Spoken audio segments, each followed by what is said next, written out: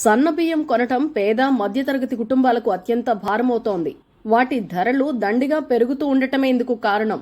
నాణ్యమైన ప్రీమియం రకం బియ్యం ధరలు సగటున కేజీకి 68 రూపాయల వరకు చేరాయి.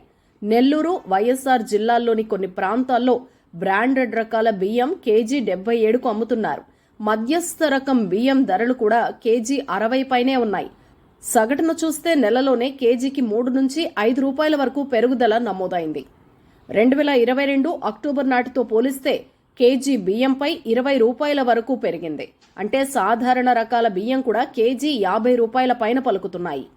ఇక భారత్ బియ్యం పేరుతో కేంద్రం కేజీ 29కి ఇస్తామంటున్నా వాటికి సన్న బియ్యానికి చాలా తేడా ఉంటుందనే అభిప్రాయం వినియోగదారుల్లో వ్యక్తమవుతోంది.